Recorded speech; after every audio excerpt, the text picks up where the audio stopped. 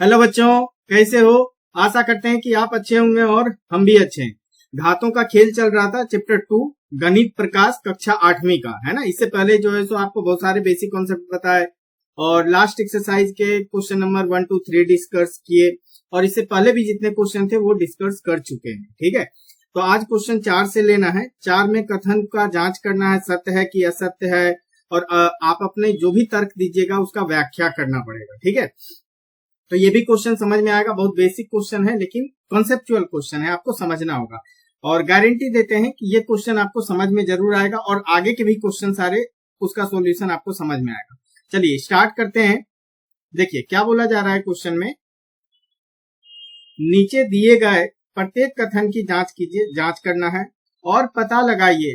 क्या पता लगाना है कि आपको यह सदैव सत्य है या कभी कभी सत्य है या कभी सत्य नहीं है। 3 टाइप का है, या तो मतलब हमेशा सत्य होगा, या कभी कभी सत्य होगा, या कभी सत्य नहीं होगा। अपने तर्क की व्याख्या आपको बोला है इसमें करने के लिए। ठीक है, तो पहला क्वेश्चन क्या है, घन संख्याएं भी वर्ग संख्याएं होती है क्या, ये पूछ रहा है। चलिए तो पहला क्वेश्चन लेते हैं और आपको हम एक्सप्लेन करते हैं अच्छे से। ठीक है, ध्यान से देखिए क्या बोला, घन संख्याएं भी वर्ग संख्याएं होती है। तो आप ध्यान दीजिए, क्या घन संख्याएं क्या होता है, मतलब मान लीजिए संख्याएं हम मान लेते हैं, जैसे घन संख्या क्या हुआ, 1 का क्यूब, और घन संख्या वर्ग संख्या क्या ले लेते हैं, 1 का स्क्वायर। ठीक है, 1 का वर्ग। तो अगर 1 का घन करेंगे तो वो 1 होगा, और अगर 1 का जो है सो वर्ग करेंगे तो वो 1 ही होगा। मतलब यहाँ वर्ग और घन दोनों संख्या क्या है, यहाँ दोनों संख्या आपको बराबर है। तो यहाँ बोल सकते, यहाँ यहाँ घन और वर्ग संख्याएं दोनों बराबर है। संख्याएं दोनों दोनों बराबर है, दोनों बराबर है। ठीक है, अच्छा तो ये सबके केस में है क्या, तो मान लीजिए संख्याएं, अब अगला एग्जांपल लेकर के बताते हैं। संख्याएं हम क्या ले लिए, 2 का घन ले लिए और 4 का वर्ग ले लिए। ठीक है, 4 का वर्ग, क्योंकि बोल ही रहा है घन संख्या और वर्ग संख्या, तो घन संख्या 2 का लिए और वर्ग संख्या 4 का वर्ग लिए। तो 2 का घन कितना आ जाएगा, 8 आ जाएगा, और 4 का वर्ग कितना आ जाएगा, 16। क्या ये दोनों बराबर है, तो आप बोलिएगा यहाँ पे नहीं है बराबर। तो यहाँ हम बोल सकते हैं कि यहाँ घन और वर्ग संख्या बराबर नहीं है। ठीक है, तो यहाँ बोल सकते हैं हम क्या, यहाँ घन और वर्ग संख्या बराबर नहीं है। ठीक है, बराबर नहीं है, तो इसको लिख देते हैं बराबर नहीं है, बराबर नहीं है। ठीक है, अच्छा और भी ले सकते हैं, जैसे संख्या ले लेते हैं। संख्याएं कौन सा, 4 का घन ले लेते हैं और 4 का घन और 8 का वर्ग ले लेते हैं। तो 4 का घन कितना आ जाएगा, 4 चौक 16 चौका 64, और 8 का अगर वर्ग करेंगे तो 8 8 64। तो यहाँ आप क्या बोलिएगा, यहाँ पे दोनों जो है सो आपको बराबर है। ठीक है, यहाँ पे इसको थोड़ा नीचे करते हैं समझा पाए। तो यहाँ बोलेंगे हम क्या, यहाँ घन और वर्ग संख्या बराबर है ना, घन और वर्ग संख्या दोनों जो है सो क्या है, बराबर है। तो आपको ध्यान रखना है कि कभी बराबर हो रहा है, कभी बराबर नहीं हो रहा है। तो एक पॉइंट हम लिखवा दे रहे हैं आपको, नोट डाल करके इसको ध्यान रखिएगा। अगर छठी घात होगा तब वो बराबर होगा, जहां पे छठी घात होता है वहां बराबर होता है, जहां पे छठी घात नहीं होगा वहां बराबर नहीं होगा। ये आप याद भी रख सकते हैं। आप बोल सकते हैं यह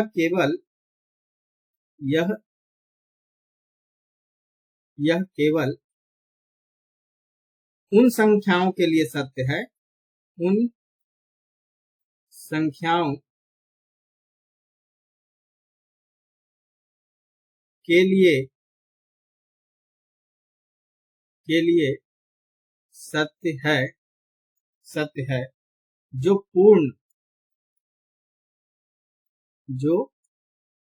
पूर्ण छठी घात, पूर्ण छठी घात, पूर्ण छठी घात है। जैसे आप मान लीजिए, जैसे छठी घात को हम क्या लिखेंगे, जैसे एक एग्जांपल ले लिए, जैसे n का घात 6 है तो n का घात 3 और इधर 3 दूनी 6 हो जाएगा, या फिर n का वर्ग और उसका घन कर दीजिए तो भी वो कितना हो जाएगा, 6 हो जाएगा, घात हो जाएगा। तो इसके लिए सच होगा और अदरवाइज नहीं होगा। ये तो नोट डाल करके आपको समझा।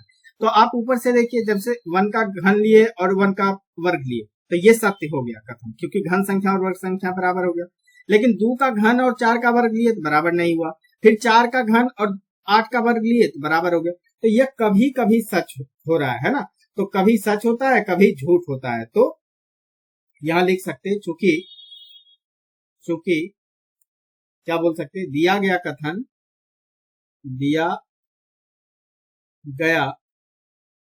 कथन कभी सच होता है, कभी सच होता है, कभी सच होता है तो कभी झूठ, तो कभी झूठ होता है। ठीक है, तो इसलिए क्या कह सकते, इसलिए दिया गया कथन केवल कभी कभी ही सच है। तो दिया गया कथन केवल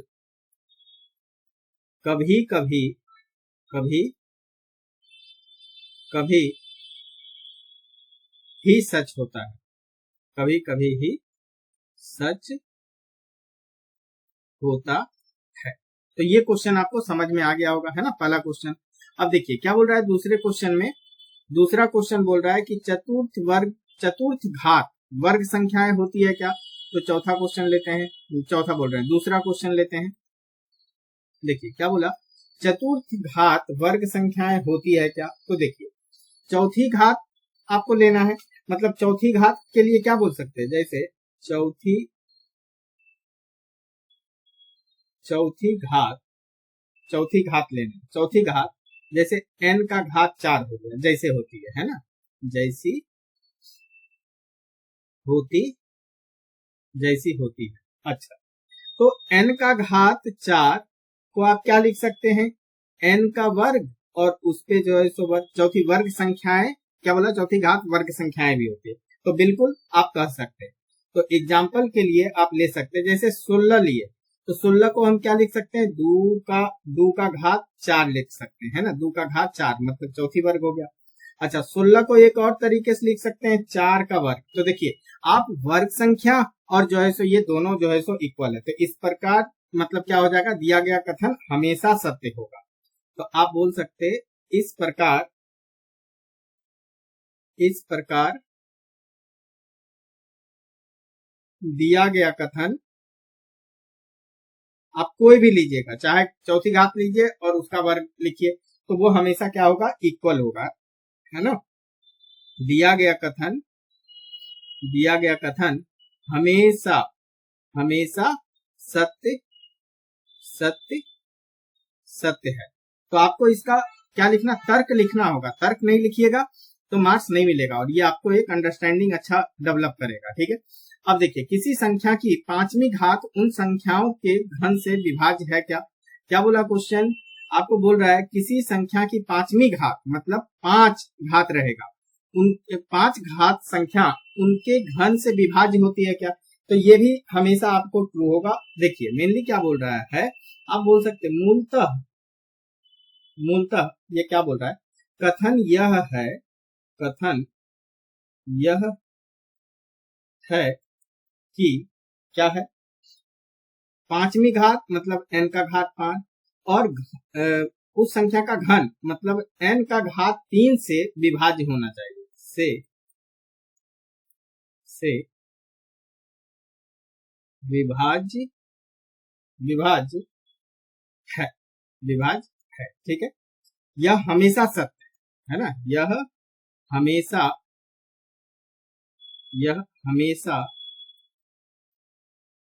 सत्य है, हमेशा सत्य है। क्यों सत्य है, तो इसका रीजन देखिए, क्योंकि देखिए समझने की कोशिश कीजिए। जैसे n का घात 5, इसको भाग करना है किससे, n का घात 3 से, तो ये क्या हो जाएगा, बेस यहाँ पे देखिए आधार सेम है, n सेम है, तो और भाग में है तो क्या हो जाएगा, घात सब घटाव में आ जाएगा, n का घात 5 माइनस 3, और n का घात 5 माइनस 3 कितना होगा, 2 होगा। तो यहां से हम बोल सकते हैं, इसको थोड़ा नीचे करते हैं, देखिए आप बोल सकते हैं यहाँ पे कि चूंकि n एक पूर्णांक है ना, चूंकि n एक पूर्णांक है, ठीक है, n एक पूर्णांक है, इसलिए n स्क्वायर भी क्या होगा, एक पूर्णांक होगा। जैसे मान लीजिए 2 पूर्णांक है, 2 का वर्ग कीजिए 4, वो भी एक पूर्णांक होगा, है ना। तो इसलिए क्या कर सकते हैं, इसलिए n स्क्वायर या n वर्ग, n का वर्ग भी एक पूर्णांक है, जिसका अर्थ है जिसका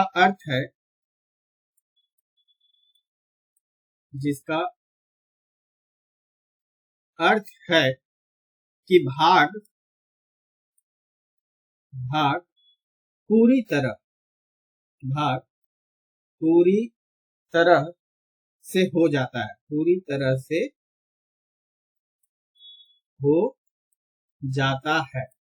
से हो जाता है। तो जैसे आप उदाहरण हम ले लेते हैं, उदाहरण क्या, जैसे 2 का घात 5 तो कितना होगा, 32। 2 का घात, अब घन लेना है तो 2 का घात घन ले लीजिए तो वो 8 हो जाएगा। तो 2 का घात 5 भाग 2 का घात 3 करते हैं, तो 2 का घात 5 कितना, 32, और 2 का घात 3 कितना, 8, तो ये 8 से कितना बार में चल जाएगा, 4 बार में, 8 चौक 32। तो 4 एक पूर्णांक है, इसका मतलब यह पूरी तरह विभाज्य है, इसलिए दिया गया कथन हमेशा सत्य होगा, ठीक है, हमेशा सत्य होगा। तो इसको नीचे करते हैं और आपको लिख करके देते हैं, क्या बोलेंगे, चूंकि 4 एक पूर्णांक है, 4 एक पूर्णांक है, 4 एक पूर्णांक है, इसका मतलब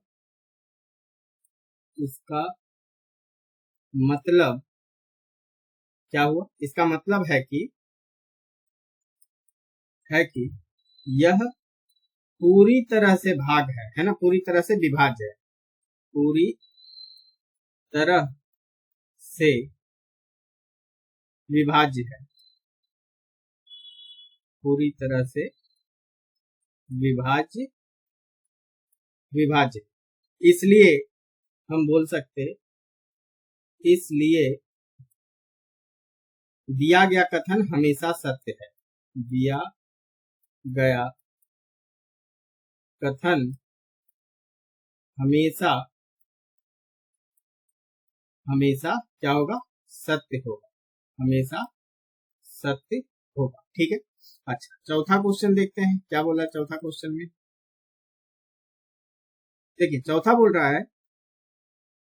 क्या बोल रहा है, ध्यान से देखिए। चौथा क्वेश्चन बोल रहा है, 2 घन संख्याओं का गुणनफल एक घन संख्याएं होती है, ये बोल रहा है, ठीक है। तो हमेशा ये भी कथन सत्य होगा, कैसे समझिए, मान लीजिए a का घन गुना b का घन। अब अगर आप यहाँ पे देखिए दोनों का क्या है, घात सेम है, तो आप क्या लिख सकते, हम लिख सकते एक साथ a गुना b और घात इसको 3 लगा सकते, मतलब इसको आप ab का घन लिख सकते, ठीक है। AB का घन, तो ये तो एक घन संख्या है ना, हम लिख सकते हैं क्या, AB का घात 3 एक घन संख्या है, एक घन संख्या है, ठीक है। तो दिया गया कथन क्या हो गया, सत्य हो गया, दिया गया कथन सत्य है। एग्जाम्पल से आप समझा सकते हैं, एग्जाम्पल जैसे 2 का घन ले लेते हैं और 3 का घन ले लेते हैं, हम इसको क्या लिख सकते हैं, इसका क्या बोला, गुणनफल। तो गुणनफल हम लिख लेते हैं 2 का घन गुना 3 का घन। अब घात इसका सेम है तो हम इसको क्या लिख सकते हैं, 2 गुना 3 का घन, मतलब ये आ जाएगा 6 का घन आ जाएगा। तो 6 का घन संख्या, ये भी क्या मिला, घन संख्या मिला, और घन संख्या मिला तो ये कथन क्या हो जाएगा, सत्य हो जाएगा। तो आप बोल सकते हैं 6 का, ये इसका तर्क है, ठीक है। 6 का घात 3 एक घन संख्या है, एक घन संख्या है, इसलिए दिया गया कथन हमेशा सत्य है। इसलिए दिया गया कथन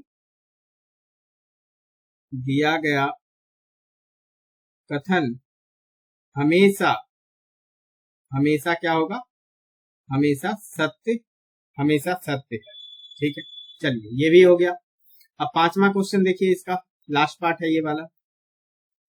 क्या बोल रहा है, q का घात 46 एक चतुर्थ घात और एक छठी घात दोनों है, और q एक अभाज्य संख्या। अभाज्य संख्या क्या होता है, जो एक के पहाड़ा में आता है और खुद अपने ही पहाड़ा में आता है, ठीक है। ये बहुत बार आपको बताया, तो ध्यान से देखिए।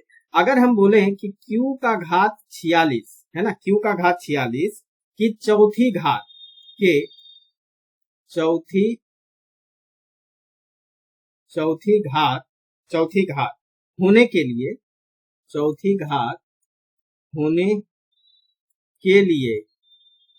लिए, घात 46 को 4 से भाग्य होना पड़ेगा, है ना। घात 46 को 4 से क्या होना पड़ेगा, विभाज्य होना जरूरी है। विभाज्य होना जरूरी है, लेकिन ऐसा तो है नहीं, है ना, ऐसा नहीं है। 4 से 46 कहाँ भाग होता है, ऐसा नहीं है। जैसे देखिए, अगर आप 4 से 46 को भाग दीजिए, 4 से 46 को भाग, तो एक बार में 4 खत्म हो गया, 6 लाएंगे तो 4 एक कम 4, तो यहाँ 4, तो 2 आपको शेषफल बच जाएगा, तो ये नहीं होगा भाग। वैसे ही q का घात 46 के चौथी नहीं, अब यहाँ लिखना होगा क्या, छठी घात, है ना। छठी घात होने के लिए घात 46 को क्या होना पड़ेगा, 6 से विभाज्य होना जरूरी है ना, 6 से। और ये ऐसा नहीं है, आप देख लीजिए। अगर 46 को 4 से 6 सती 42, तो 42 आ जाएगा, फिर से 2 क्या आ जाएगा, शेषफल आ जाएगा, तो ये नहीं है। तो इस प्रकार आप क्या कर सकते हैं, दिया गया कथन कभी भी सत्य नहीं होगा। तो इस प्रकार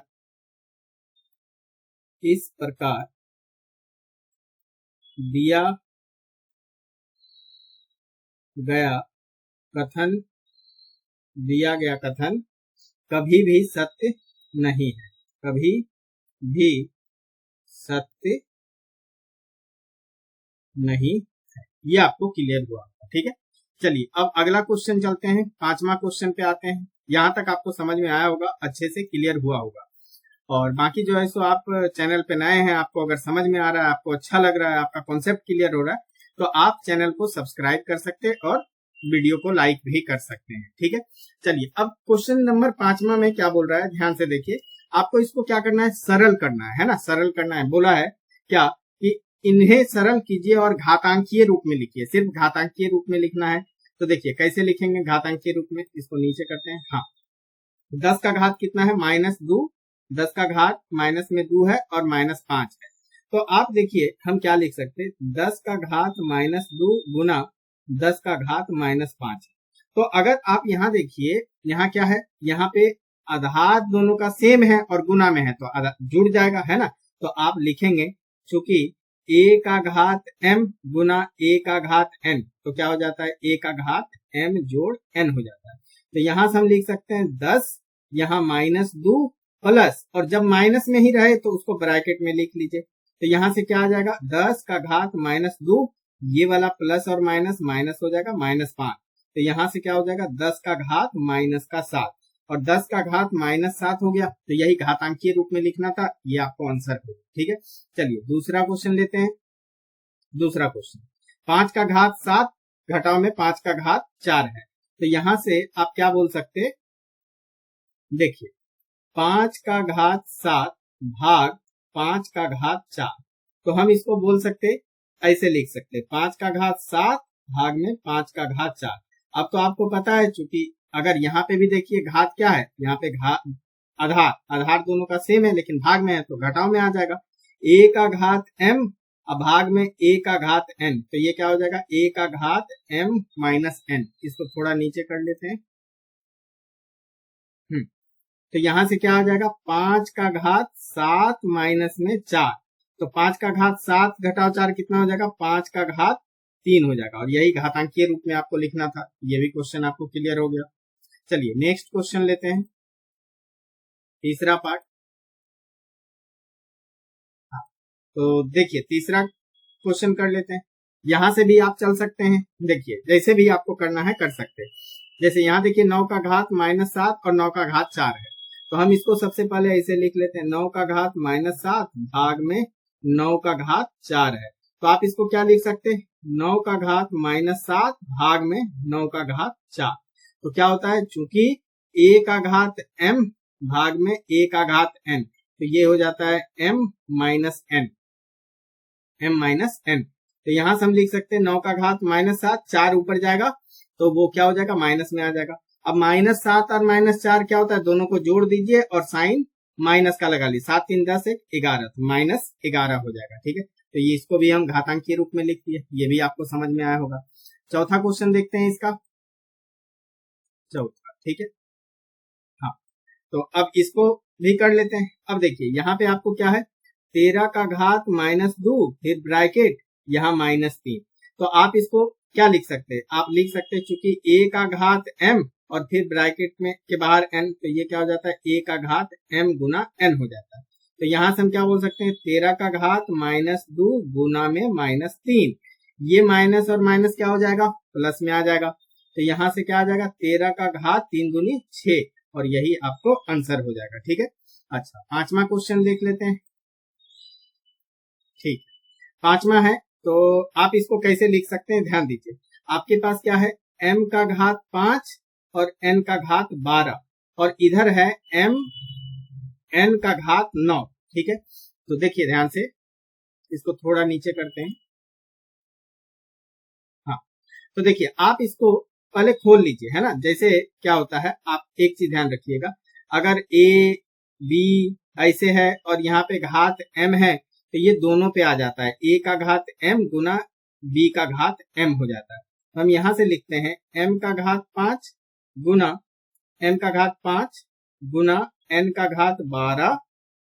अब ये वाला ब्रैकेट को खोलते हैं, ठीक है, ये ब्रैकेट को, तो ये ब्रैकेट यहाँ पे लिखे हुए हैं, है ना। तो ये कितना आ जाएगा, ये m का घात 9 आ जाएगा और फिर n का घात भी 9 आ जाएगा। अब एक बात, अब देखिए आप इस पे फोकस कीजिए, m का घात 5 गुना में m का घात 9, और फिर एक बार इसको n का घात 12 n का घात 12, मतलब आधार सेम है, आधार सेम होता है तो क्या हो जाता है जुड़ जाता है। हम यहाँ से लिख लेते हैं a का घात m गुना a का घात n।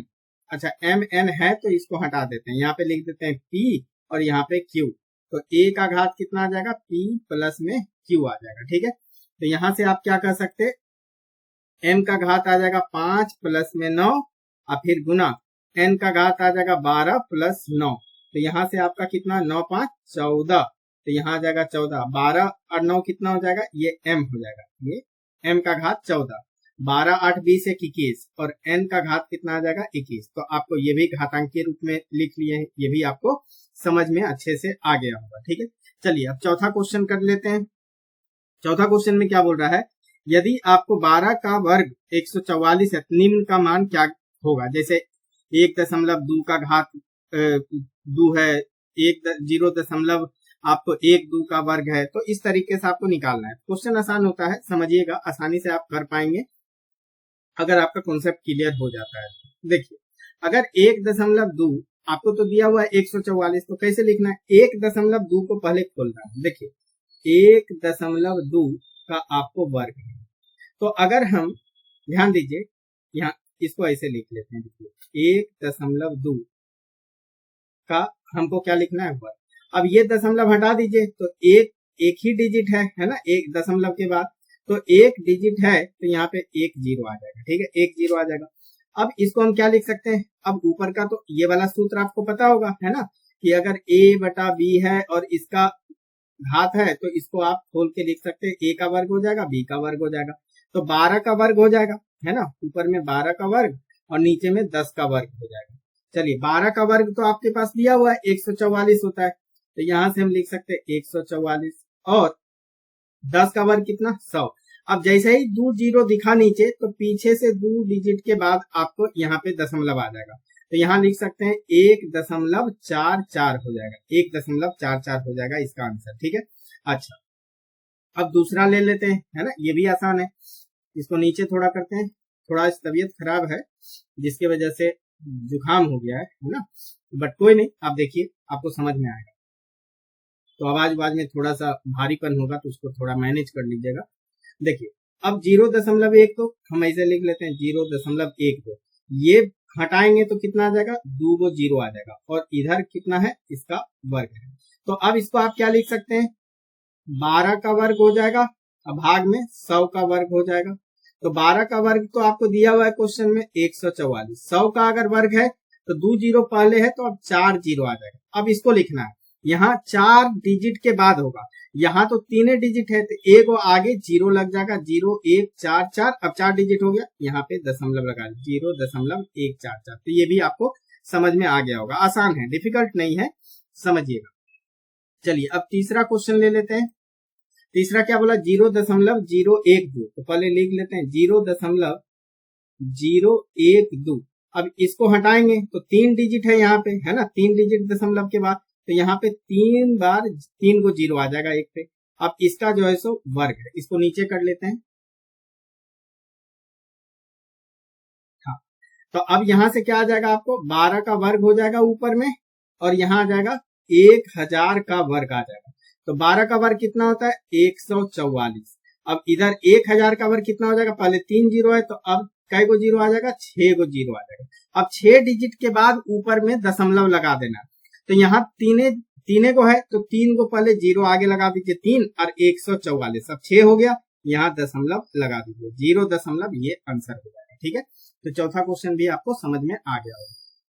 चलिए पांचवा ले लेते हैं, नहीं तीसरा समझ में आ गया होगा, अब चौथा क्वेश्चन ले लेते हैं, चौथा भी आसान है। देखिए 120 का स्क्वायर करना है, तो 120 का वर्ग करना है, तो आप इसको ऐसे लिख लीजिए 12 गुना 10 कितना आ जाएगा 120 और वर्ग, अब इसको तो खोल सकते हैं, दोनों पे भाग आ जाएगा, 12 का वर्ग गुना 10 का वर्ग, 12 का वर्ग तो आपको पता है 144 होता है और 10 का वर्ग कितना होता है 100, 100 गुना करेंगे तो ये कितना आ जाएगा 144 पे 2 गो जीरो आ जाएगा, 144 पे 2 गो जीरो। तो आपको यहाँ तक क्लियर हुआ होगा, अच्छे से आपको समझ में आया होगा, है ना, तो ऐसे ही प्रैक्टिस कीजिए और कहीं पे कुछ दिक्कत होता है तो कमेंट कीजिए, तो उसको किसी वीडियो में लेकर के हम आपको अगले ही वीडियो में लेकर के आपको बता देंगे, ठीक है। यहाँ तक आप रिवाइज कीजिएगा अच्छे से, फिर मिलेंगे अगले वीडियो में इससे आगे के क्वेश्चन में, तब तक अपना ख्याल रखें, बड़ों का ख्याल रखें। Thank you for watching.